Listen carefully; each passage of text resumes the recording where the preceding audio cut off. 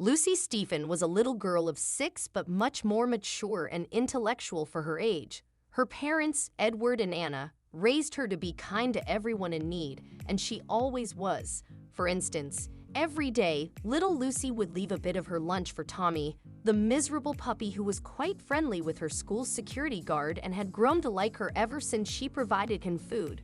Or if Lucy saw a friend in need, she wouldn't hesitate to assist. Unfortunately, Lucy's mother was driving home from work one day when she was involved in a car accident. She was confined to bed and required expensive spinal surgery. Lucy's parents were blue-collar workers, and they could not afford to pay for the expensive operation. Even combining savings and insurance funds would have been insufficient. They tried to enlist the help of friends and neighbors whom they had previously helped, but no one stepped forward to assist them because the money required for the surgery was quite large. Lucy's parents were distraught at the time, believing that all of their good deeds and kindness to others had come to naught. They didn't get any support when they needed it the most, even though they had helped everyone in need.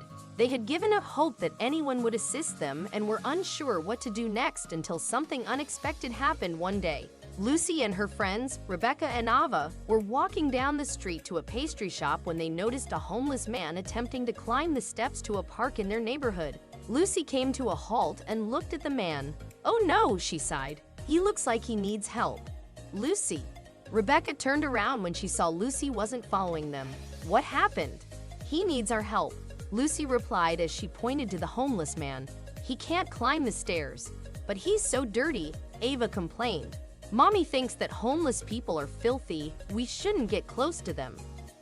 "That's right, my mom says it too. She tells me that they sometimes do bad things to children." "Let's go, Lucy. Let's stay away from him."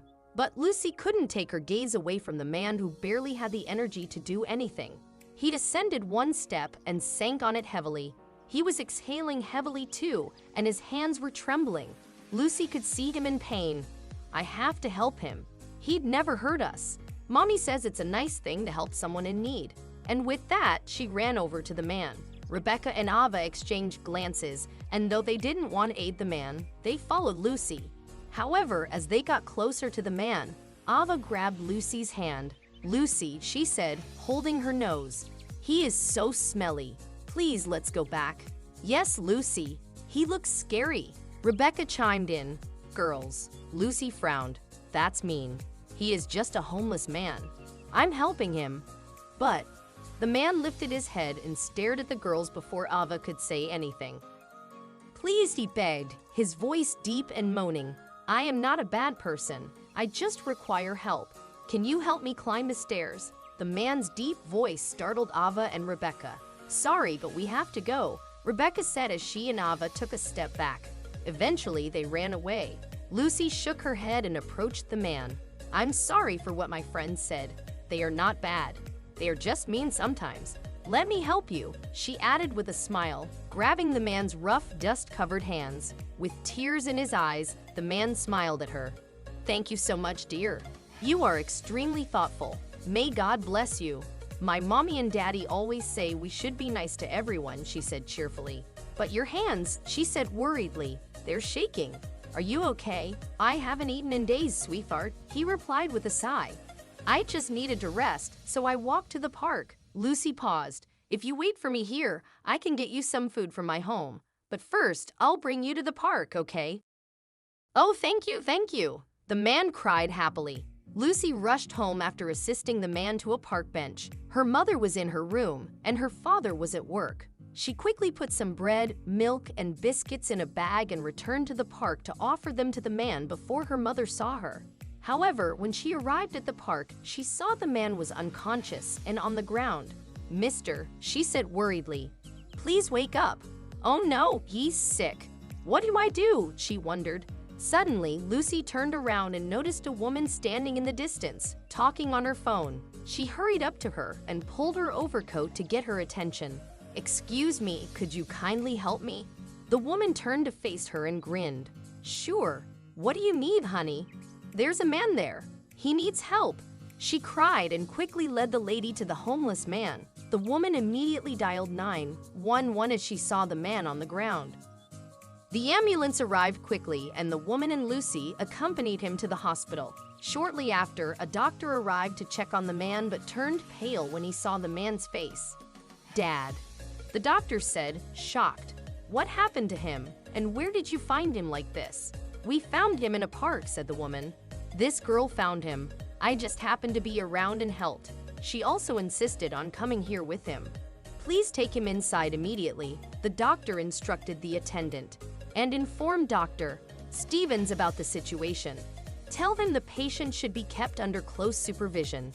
As the homeless man was led inside, the doctor crouched in front of Lucy and asked, "Where did you find him? What happened to him?" "I found him on the park stairs. He was really weak, so I bought him food from home," she explained, holding up her bag, which contained the items she had taken from her home. "Will he be fine?" "Thank you for helping him," the doctor said with a smile. "He'll be just fine. You should go home now since your parents might be worried." Lucy was about to leave the hospital with the woman, but she suddenly came to a halt. "Can you treat everyone?" she asked, turning to the doctor. "Even my mom?" "Of course," the doctor replied, "provided you tell me why she's sick." "Mommy needs surgery," Lucy sighed, "but she says we don't have enough money." "Can you still help her? She hurt her back and can't move." "Can you tell me your address?" the doctor asked, smiling. "I'll come to check on her." Lucy gave her address and he noted it down. "Thank you," she said as she walked away. The next day, there was a knock on Lucy's door. Dr. Scott Dillard came to her house and offered to cover the expenses for Anna's surgery, a total of $530,000. "I hope now you won't have trouble paying for the treatment," he said, smiling. Lucy's parents were puzzled why a stranger would help them. "Who are you, and why would you help us?" they asked, confused. Scott told them what had occurred and how Lucy had helped his father, Connor.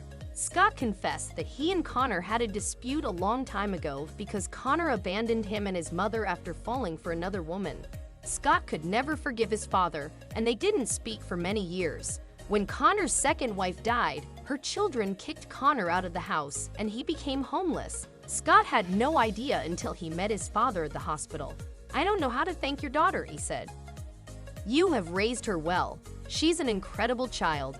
Lucy's parents exchanged shocked looks, a little embarrassed by how their daughter's kindness had eventually helped them.